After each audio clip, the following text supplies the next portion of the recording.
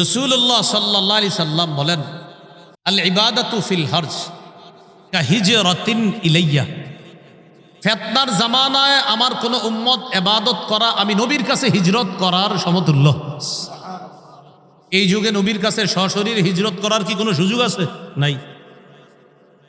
সাহাবায়ে কেরাম মক্কা থেকে হিজরত করে মদিনায় গেছে। আল্লাহ রসুল বলেন, ফিতনার জামানায় আমার উম্মত ইবাদত করা কেমন যেন আমি নবীর কাছে হিজরত করার মতো।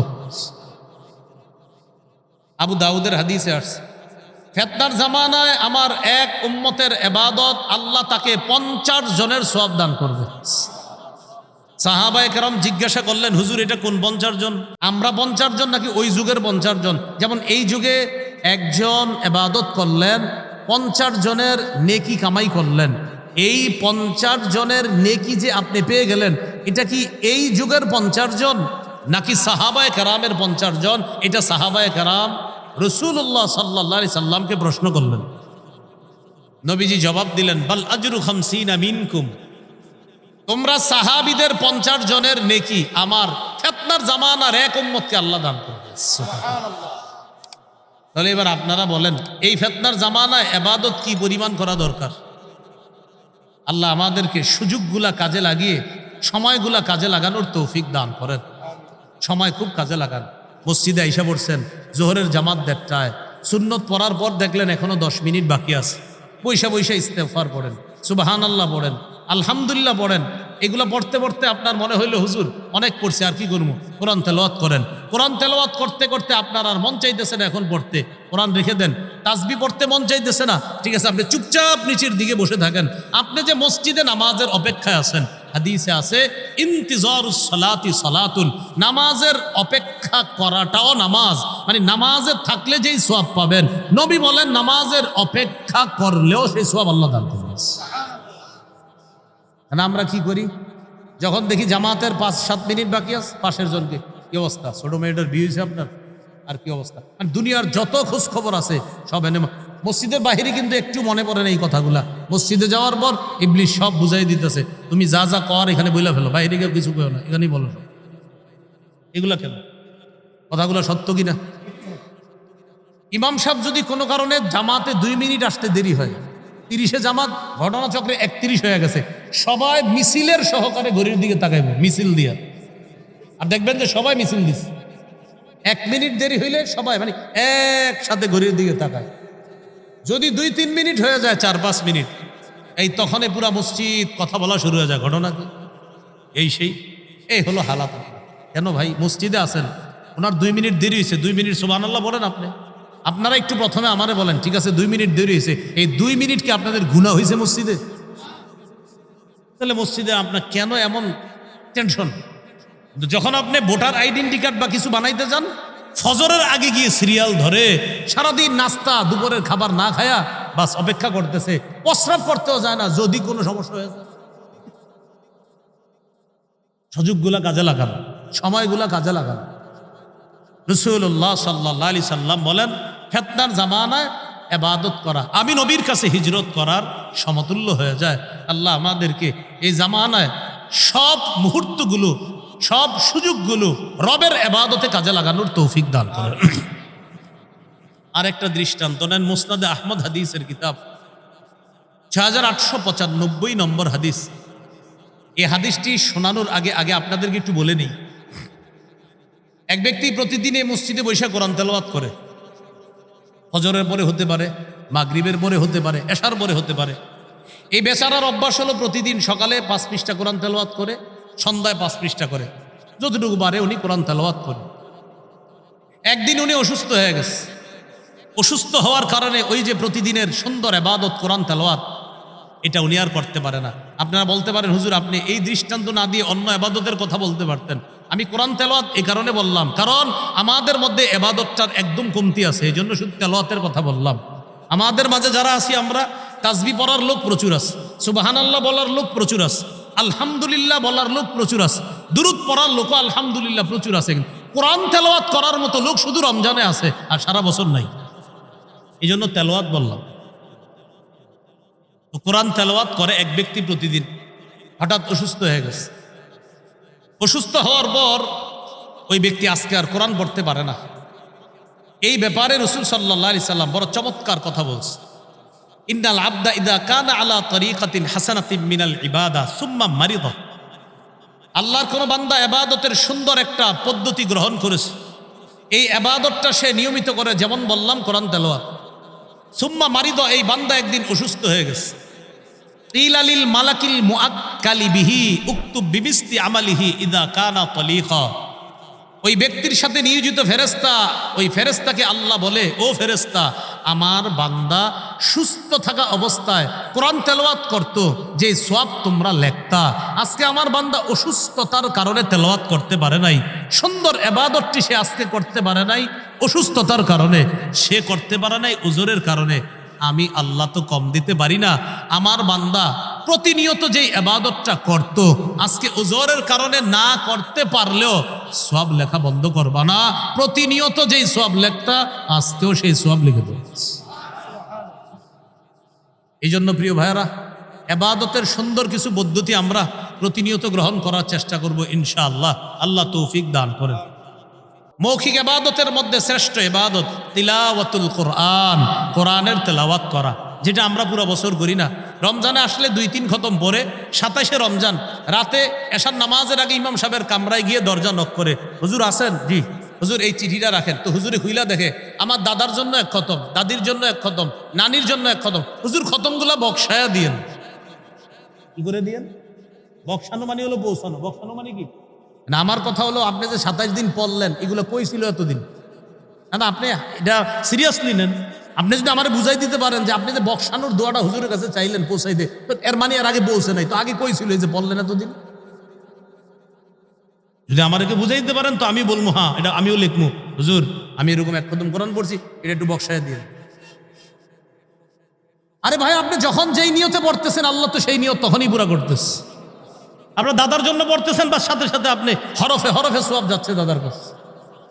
তাহলে আইসা আবার বলা কি বক্সানু? বক্সানু বলার অর্থ দাঁড়ায় এই 27 দিন হুজুর আমি যে পড়ছি, এটা শুধু বাতাসে বাতাসে ঘুরতেছিল, আপনি বলার পরে যদি এটা যায়, না হয় যদি না যায়। এটা হলো প্রথম কথা। দ্বিতীয় কথা, এটা বলার পর বিবিরে বলে কোরআন রাইখা দাও গিলাফে উঠায়া, আগামী রমজানে আল্লাহ বাঁচায় রাখলে আবার দিবা, এটা রাইখা দে।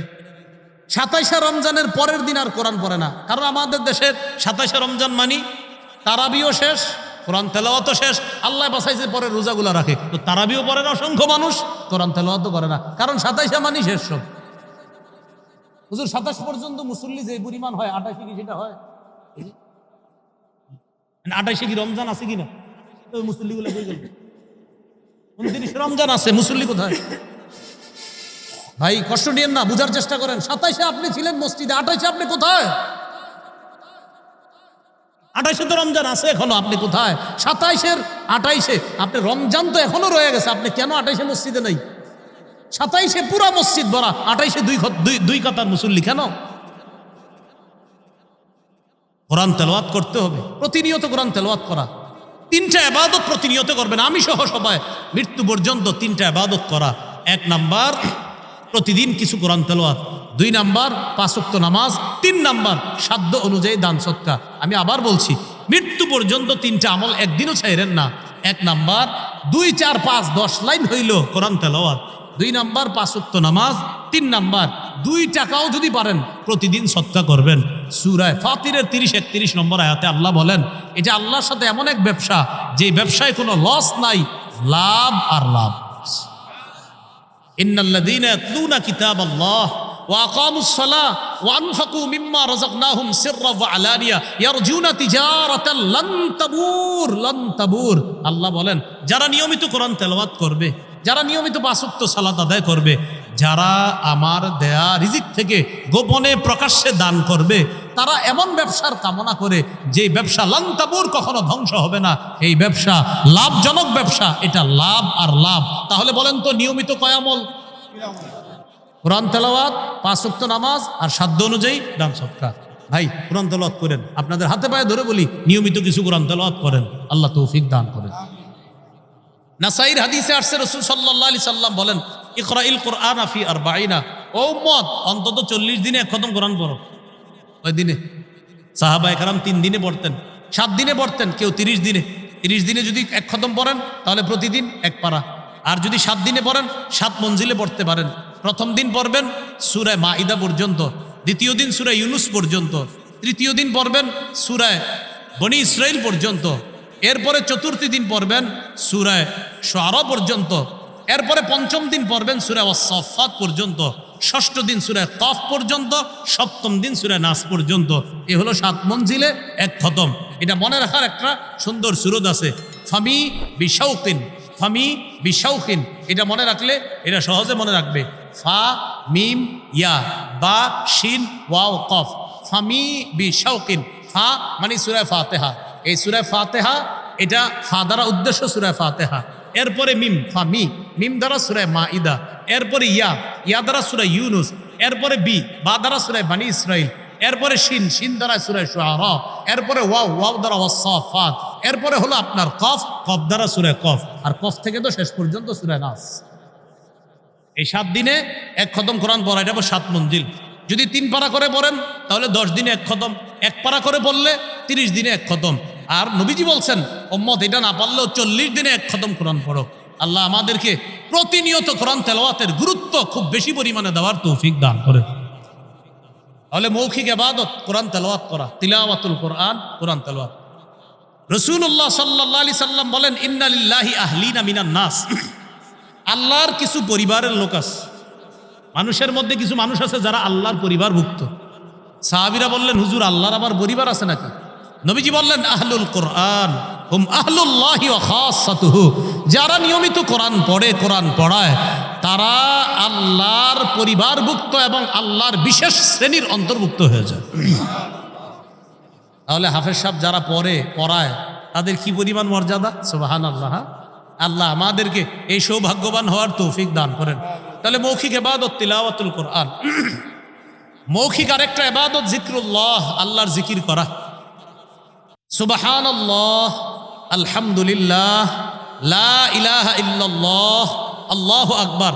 এই 4টি বাক্য আল্লাহর কাছে সবচেয়ে পছন্দনীয়। এই 4টির মধ্যে সবচেয়ে শ্রেষ্ঠ বাক্য হলো আফজালুয যিকরি লা ইলাহা ইল্লাল্লাহ।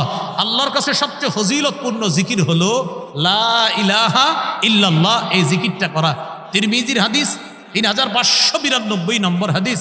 রাসূলুল্লাহ সাল্লাল্লাহু আলাইহি সাল্লাম বলেন মা ক্বালা আবদুন কাত্তু লা ইলাহা ইল্লাল্লাহ খালিসাম মিন কলবি, কোন ব্যক্তি যদি একবার লা ইলাহা ইল্লাল্লাহ ইখলাসের সাথে পড়ে, ইল্লা ফুতিহাত লাহু আবওয়াবুস সামাই হাত্তা তুফজিয়া ইলাল আরশ, আসমানের সবগুলা দরজা খুলে দেওয়া হয়, তার লা ইলাহা ইল্লাল্লাহ যেন আরশ পর্যন্ত পৌঁছে যায়। তাহলে 4টি বাক্য সবচেয়ে পছন্দের, সুবহানাল্লাহ, আলহামদুলিল্লাহ, লা ইলাহা ইল্লাল্লাহ, আল্লাহু আকবার। এই 4টার মধ্যে শ্রেষ্ঠ হলো লা ইলাহা ইল্লাল্লাহ। প্রিয় মুসলমান ভাইয়েরা, সামনে এমন একটা সময় আসবে আমাদের দেশে, যেই সময় অনেক মানুষ চা দোকানদের সামনে রাত 1টা-2টা পর্যন্ত শুধু শুধু বসে থাকবে। আপনারা এই বসে যাওয়ার মধ্যে যাবেন না, অনর্থক কথাগুলোর মধ্যে যাবেন না। মুমিনদের একটা সিফাত, রহমানের বান্দাদের একটা সিফাত হলো ওয়াইদা মাররু মাররু বিল লাগবি কিরামা। মুমিনের বান্দা, আল্লাহর নির্বাচিত মুমিন বান্দা যারা, তাদের অনেকগুলা বৈশিষ্ট্যের মধ্যে একটা হলো মাররু বিল লাগবি কিরামা। অনর্থক কোনো মজলিসের পাশ দিয়ে যখন যায়, তখন তারা ভদ্রতার সাথে এই মজলিস পাশ কাটায়া তারা চলে যায়, সেখানে তারা বসে না। কিছুদিন পরে দেখবেন ছোট্ট ছোট্ট ঘরের মতো বানায়া অনেক মানুষ রাত 1টা-2টা পর্যন্ত অনর্থক কথাবার্তার মধ্যে লিপ্ত থাকবে। চা দোকানের সামনে বৈশা এমন এমন কথা বলবে, ওর কথায় মনে হবে এশিয়া মহাদেশ সে চালানোর যোগ্য। দেখবেন অনেক মানুষ বৈশা বলবে হুজুর একটু কথা আছে আপনার সাথে। এইভাবে যদি হয় তাহলে কেমন হয়, মানে হের কথায় মনে হয় পুরো এশিয়া মহাদেশের দায়িত্ব হেরে দেওয়া উচিত ছিল, কিন্তু বৈশা রয়েছে পলাশবাড়ি রং দোকানের সামনে। তার কথাবার্তা কি এরকম যে না। আবার কিছু মানুষের কথাবার্তা এমন যে না, সে পুরা অর্ধজাহান পরিচালনার যোগ্যতা রাখে, কারণ তার চোখে পুরা দুনিয়ার সব সিস্টেম ভুল, ওমকে ভুল ওমকে ভুল, ও এইভাবে করলে কাজটা ঠিক ছিল, ওইভাবে করলে, এরপরে আরো যা আছে ইত্যাদি করতে থাকবে, মানে ও সারা যা আছে সব ভুল। এগুলো আপনারে বুঝাবে। আমি বুঝাইতে চাইলাম অনর্থক গাল গল্পে আপনি বসেন না, আপনি আড্ডাবাজিতে যায়েন না, সময়গুলা কাজে লাগান, সময়গুলা কাজে লাগান। আল্লাহ তৌফিক দান করেন। আরেকটা দৃষ্টান্ত দেখি ইবাদতের। সহিহুল জামে হাদিসের কিতাব, এই কিতাবের 4214 নম্বর হাদিস। রাসূলুল্লাহ সাল্লাল্লাহু আলাইহি সাল্লাম বলেন, ফদলুল ইলমি আহাব্বু ইলাইয়া মিন ফদলিল ইবাদাহ। সাধারণ জনগণের নফল এবাদতের চাইতে আলেমের এলেম অন্বেষণ করার এবাদতটা আমি নবীর কাছে আরো বেশি দামি। বুঝলাম না, সুবহানাল্লাহ দি বললেন না? এতক্ষণ প্রত্যেক কথা সুবহানাল্লাহ বললেন, যেই হুজুরকে ফজিলত কইলাম সব চুপ। আমাদের দেশের মানুষ হুজুরকে ওয়াজ শুনতে চায়, হুজুরকে কোনো ফজিলত বললে কথা হলো যে আমনাকে ফজিলত দেবো। এতক্ষণ সুবহানাল্লাহ বললেন জোরে জোরে, যেই বললাম আলেমের এলেম অন্বেষণের মর্যাদা, না আমরা সুবহানাল্লাহ কমু না কেন ভাই? এটা তো নবীর হাদিস। নবীজির এতগুলো হাদিসে সুবহানাল্লাহ বললেন, যে হুজুরদের সম্পর্কে নবী হাদিসটা বললো সব চুপ হয়ে গেলেন। এতেই বোঝা যায় আপনারাই চান এই দেশে ইসলাম কায়েম না হোক। যদি না চান তাহলে এই দেশে মুসলমান 90 ভাগ, এর পরেও কেন আমরা পিছিয়ে থাকি বলেন? এই জন্য আমি বলি কি জানেন, আমাদের দেশে মুসলমান বেশি কিন্তু ইসলাম প্রিয় কম। কি বললাম বলেন তো? বলেন কি বেশি? মুসলমান বেশি, কি প্রিয় কম? ইসলাম প্রিয়। আমাদের দেশের মানুষ মুসলমান বেশি কিন্তু ইসলাম প্রিয় না। আমাদের দেশের মানুষ মুসলমান কিন্তু ইসলাম প্রিয় না। যদি আমাদের দেশের মানুষ ইসলাম প্রিয় হতো তাহলে এ দেশের আগামীর সরকার হতো ইসলামের সরকার। আসলে ঠিক তো? তাহলে ইসলামের সরকার গঠন করে দেখা যাবে ইনশাআল্লাহ। এটা তো মাঠের বাইরে গেলে ভুলে যাবে। আপনি তো খেয়ানত করবেন, আপনি তো গাদ্দারি করবেন, খেয়ানতটা তো আপনার দ্বারাই হবে। আপনি যাকে দায়িত্বশীল বানাচ্ছেন 4টি বিষয় তার পক্ষে আপনি বলতেছেন। 1 নাম্বার, যে ব্যক্তিকে আপনি দায়িত্বশীল বানালেন আপনি তার পক্ষে সাক্ষী দিলেন। 2 নাম্বার, যাকে দায়িত্বশীল বানালেন আপনি তার পক্ষে সুপারিশ করলেন। 3 নাম্বার, যাকে আপনি দায়িত্বশীল বানালেন আপনি তাকে গরিব মানুষের প্রতিনিধি বানালেন। 4 নাম্বার, যাকে আপনি দায়িত্বশীল বানালেন তার সমর্থন করে আপনি আপনার আমানতটা এখানে প্রয়োগ করলেন। এবার বলি, 1 নাম্বার, যাকে দায়িত্বশীল বানালেন তার পক্ষে আপনি সাক্ষী দিলেন। আপনি সাক্ষী কি সত্যের পক্ষে দিলেন না মিথ্যার পক্ষে দিলেন সেটার জবাবদিহিতা করার জন্য আপনি তৈরি থাকেন। 2 নাম্বার, আপনি যাকে দায়িত্বশীল বানালেন তার পক্ষে আপনি সুপারিশ করলেন। আপনি যার পক্ষে সুপারিশ করেছেন এই পক্ষ সেটা কি সঠিক ছিল নাকি বেঠিক ছিল এটার জবাবদিহিতা করার জন্য আপনি তৈরি থাকেন।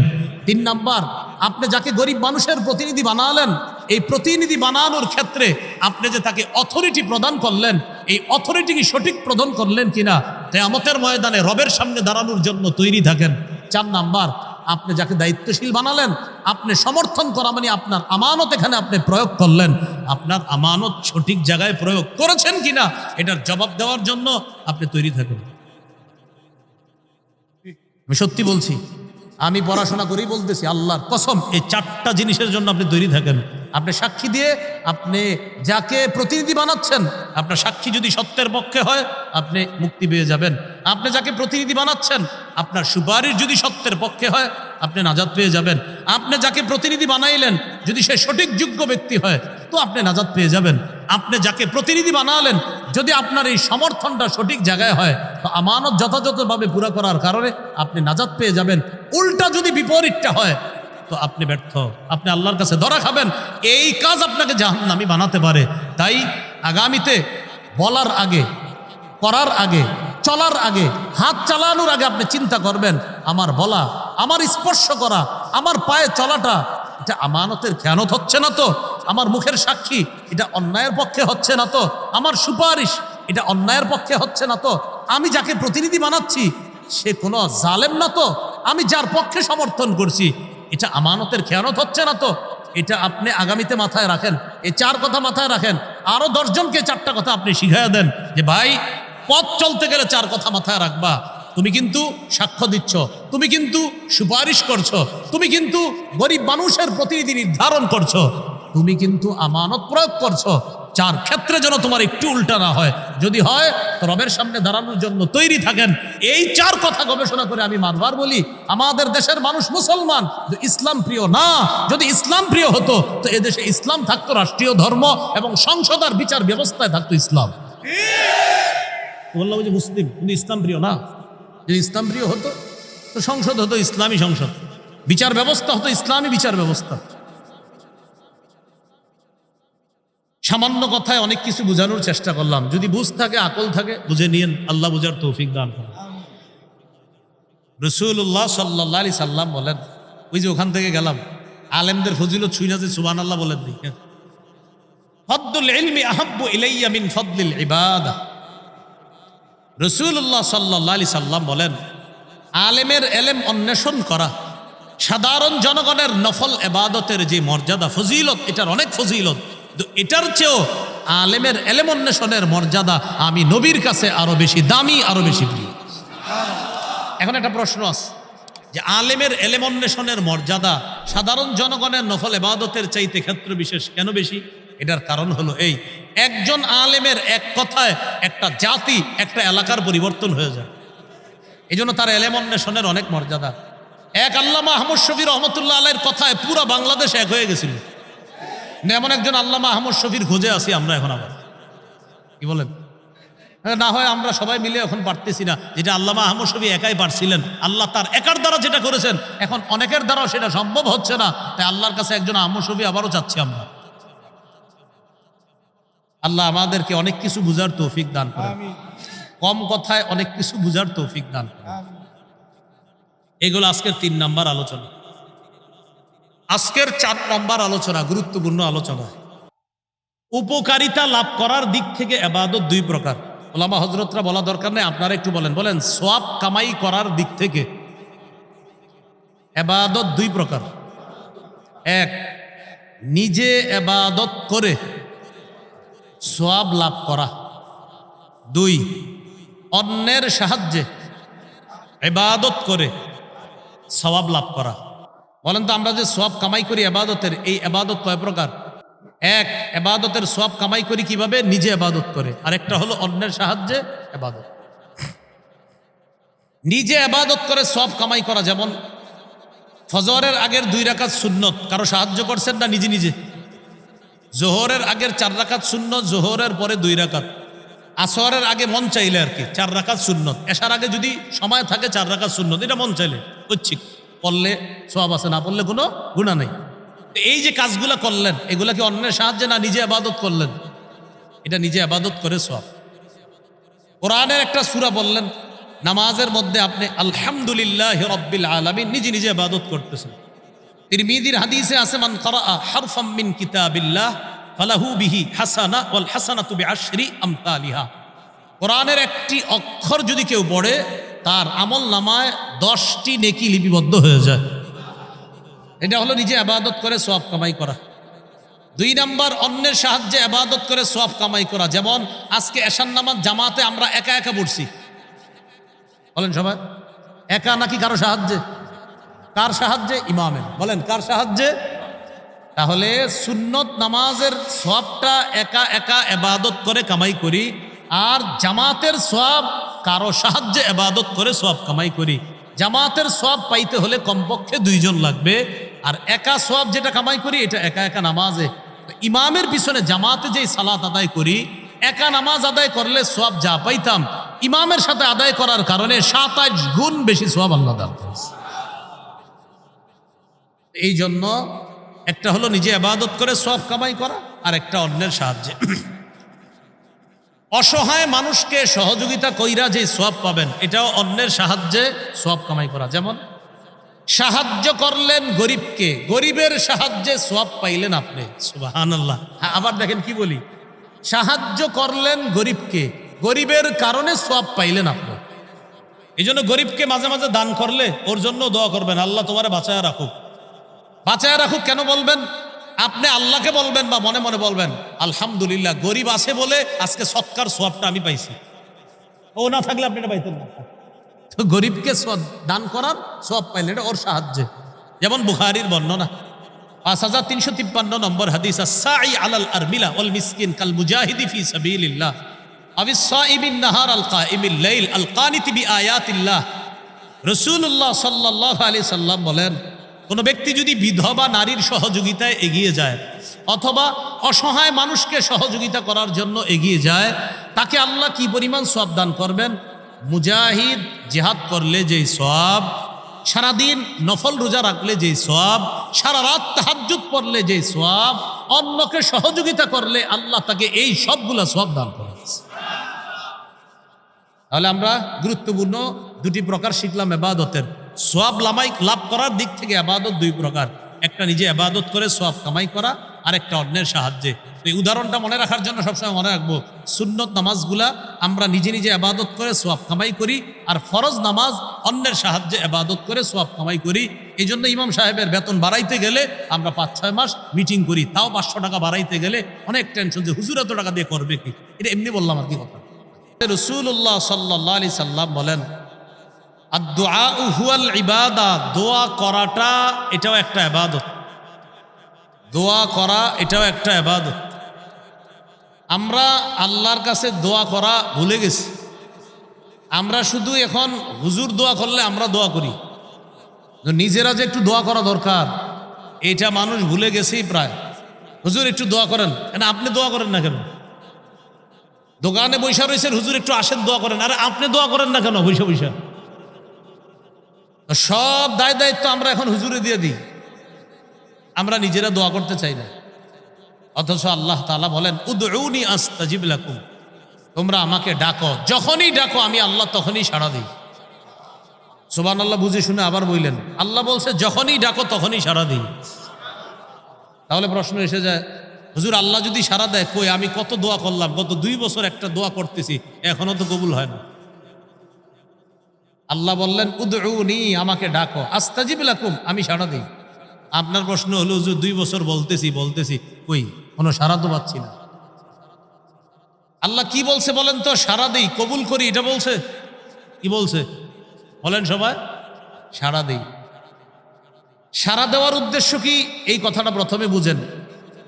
যখনই আমরা আল্লাহকে যা বলি, আল্লাহ সাথে সাথে আমাদের ডাকে সাড়া দেয়। এটা হলো প্রথম কথা। দ্বিতীয় কথা, আমরা যখন আল্লাহকে বলি, আল্লাহ আমার একটা জায়গা দরকার, অমুক জায়গায় জায়গাটা আমার দরকার, খুব দরকার, আল্লাহ আপনি ব্যবস্থা করে দেন।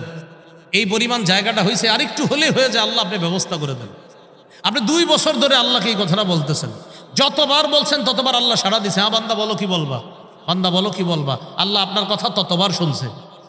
তিনি মাদ্রাসার বড় হুজুর, আমি ওনার কাছে একটা দরখাস্ত লিখছি ছুটির জন্য, উনি দরখাস্ত গ্রহণ করেছে কিন্তু এখনো সাইন দেয়নি। আবার বলছি, আমি দরখাস্ত দিছি, তিনি দরখাস্ত গ্রহণ করেছে কিন্তু সাইন দেয়নি। তাহলে মাদ্রাসার বড় হুজুর, আমি যতবার দরখাস্ত দিছি তিনি ততবার গ্রহণ করেছে, সাইন দেয় নাই। হ্যাঁ একদিন সাইন দিছে, দরখাস্ত পড়ে শুনে বললেন, আমি খবর নিয়ে দেখছি তোমার ছুটিটা দরকার, এই জন্য তোমার ছুটি আমি মঞ্জুর করলাম। বাকি যতবার ছুটি চেয়েছি ততবার আমার সাথে তিনি কথা বলেছে, একবারও তিনি আমার সাথে কোনো খারাপ আচরণ করে নাই, কিন্তু ছুটি মঞ্জুর করেছে একবার। আল্লাহর কাছে যতবার যা বলি দরখাস্তর সাথে সাথে গ্রহণ হয়ে যায়। কথা হলো কবুল হবে কখন, এই ব্যাপারে 3টা কথা। এক, হয়তো আপনার এই প্রার্থনার বিষয়টা আল্লাহ খুব দ্রুত কবুল করে ফেলবেন। আজকে চাইছেন, হতে পারে আল্লাহ কালকে দিয়ে দিবেন আপনাকে। নাম্বার 2, এখন দিবে না, আল্লাহ দেখবে আমার এই বান্দার উপকার হবে আরো 2-3 বছর পরে, সময় অনুযায়ী আল্লাহ আপনার ওই 2 বছর ধরে করার দোয়াটা 2 বছর পরে আল্লাহ কবুল করবে। কেন? আল্লাহ জানে 2 বছর পরে আপনার জন্য এটাতে কল্যাণ। 3 নাম্বার, আল্লাহ আপনার দোয়াটা দুনিয়াতে কবুল করবে না, কিয়ামতের ময়দানে আল্লাহ আপনাকে অনেক আগে জান্নাত দিয়ে দিবে। যখন আপনি বলবেন, আল্লাহ আমারে এত মর্যাদা কেন দেওয়া হলো, আবার জান্নাতেও আপনার মর্যাদা বাড়তে থাকবে, আল্লাহ আমার এত মর্যাদা বাড়তেছে কেন? আল্লাহ বলবে, দুনিয়াতে তুমি আমার কাছে দরখাস্ত করেছো অসংখ্যবার, প্রতিবারই দরখাস্ত গ্রহণ করেছি, তবে মঞ্জুর করি নাই, প্রতিবার গ্রহণ করে নিয়েছি আমি আল্লাহ। হ্যাঁ, দরখাস্ত যেগুলো দুনিয়াতে আমি তোমার প্রার্থনা অনুযায়ী প্রার্থনা পুরা করি নাই, এটা আমি রেখে দিয়েছি একটা উদ্দেশ্যে। আজকে জান্নাতে তোমার এই মর্যাদা বুলন্দ করার জন্য, বাড়ানোর জন্য ওই দোয়াগুলা স্টকে রেখে দিয়ে আজকে সেগুলোর প্রতিদান দান করলো। তখন ওই বান্দা বলবে, দুনিয়াতে যদি আমার আরো দোয়া কবুল না হইতো আরো ভালো হইতো। তাহলে উত্তর দিয়েন আপনারা, যতবার দোয়া করি দরখাস্ত ততবার কি হয় বলেন? যতবার দোয়া করি ততবারই কথা কি হয়ে যায়? গ্রহণ হয়ে যায়। তাহলে আজকে থেকে মনে রাখবো, যতবার আল্লাহকে বলি, আল্লাহ আমার এটা দরকার, আল্লাহ ডাকে সাড়া দেয়। আরে এর চেয়ে আর সৌভাগ্যের কি যে আমি রবকে কথা বললে রব আমার ডাকে সাড়া দিচ্ছে। এই জন্য জুতার ফিতা যখন লাগবে আজকে থেকে বলে যাইবেন, আল্লাহ আমি বাজারে যাইতেছি, আমার একটা জুতার ফিতা কিনতে হবে, ফিতাটা যেন ভালো হয়, এটা শুধু আল্লাহরে বলে গেছেন না? হাদিসে আসছে জুতার ফিতাও আল্লাহর কাছে চাইবেন। সুই কিনতে গেলেন, যাওয়ার আগে বলে যাবেন, আল্লাহ আমি বাজারে একটা সুই কিনতে যাইতেছি, সুইটা যেন কারোর জন্য ক্ষতিকারক না হয়। এই যে আল্লাহকে শুধু বলে যাচ্ছেন, যতবার বলতেছেন আল্লাহ আমারে এটা দেন, ওটা দেন, আমার সুইটা যেন ভালো হয়, জুতার ফিতাটা আমি কিনবো আল্লাহ, এটা যেন টেকসই হয়, আল্লাহরে বলতেছেন। ক্ষণে ক্ষণে বলতে বলতে আপনি সওয়াব পাইতেছেন। তাহলে কিনলেন সুই, পাইলেন সওয়াব। কিনলেন সুই, পাইলেন সওয়াব। কেন? ওই যে আল্লাহর একটু বলে দিয়েছেন। আল্লাহ আমাদেরকে প্রতিটা কথা, প্রতিটা ক্ষেত্রে আল্লাহর কাছে একটু দোয়া করার তৌফিক দান করেন। আমি বিষয়টা আরো সহজে বুঝাই। হুজুরের কাছে আসছি ইমাম সাহেবের কাছে একটা কথা বলার জন্য। ইমাম সাহেবের কাছে বলার আগে বললেন, আল্লাহ আমি ইমাম সাহেবের কাছে এখন যাবো, একটু কথা বলবো, ইমাম সাহেব যাতে আমার একটু সময় দেয়। এ শুধু আল্লাহর কাছে এটা বইলে ইমাম সাহেবের সাথে কথা বলতে গেলেন।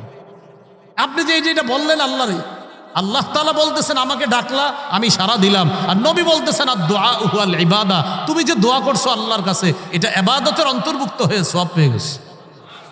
তাহলে কথা বললেন হুজুরের সাথে, হুজুরের সাথে এই কথা বলার আগে যে আল্লাহকে বলে নিছেন, আল্লাহ সওয়াব দিয়ে দিছে, কারণ আপনি আল্লাহর কাছে বলাটাই ইবাদতের অন্তর্ভুক্ত হয়ে গেছে। তাহলে বলেন তো কি পরিমাণ আল্লাহর কাছে কথা বলা দরকার আমাদের? কম না অনেক বেশি? আল্লাহ আমাদেরকে কথাগুলা মনে রাখার তৌফিক দান করেন। বাসে উঠলেন, ওঠার আগে একটু দোয়া করে উঠবেন, আল্লাহ আমি গ্রামের উদ্দেশ্যে রওনা করতেছি, কোনো বিপদ আপদ যেন না হয়। আল্লাহকে একটু বললেন, বলতে সমস্যাটা কোথায়? রাসূলুল্লাহ সাল্লাল্লাহু আলাইহি সাল্লাম বলেন আদ-দুআ হুয়াল ইবাদা, দোয়া করা এটা ইবাদত। আল্লাহ আমাদেরকে কথাগুলা মনে রাখার তৌফিক দান করেন। কথা বলতে বলতে মাঝখানে কিছু গুরুত্বপূর্ণ কথাও বলেছি, এই কথাগুলো কিন্তু মনে রাখেন। মনে আছে ওই 4টা কথা বলছিলাম? সাক্ষ্য, সুপারিশ, প্রতিনিধি। সাক্ষ্য, সুপারিশ, প্রতিনিধি, আমানত। সাক্ষ্য, সুপারিশ, প্রতিনিধি, আমানত। এই 4 ব্যাপারে যদি একটু উল্টাপাল্টা হয়, আল্লাহর কাছে আমি ধরা খেতে হবে। আল্লাহ কথাগুলো মনে রাখার তৌফিক দান করেন। সুবহানাল্লাহি ওয়া বিহামদিহি, সুবহানাকাল্লাহুম্মা ওয়া বিহামদিক, আশহাদু আল্লা ইলাহা ইল্লা আনতা আস্তাগফিরুকা ওয়া আতুবু ইলাইক।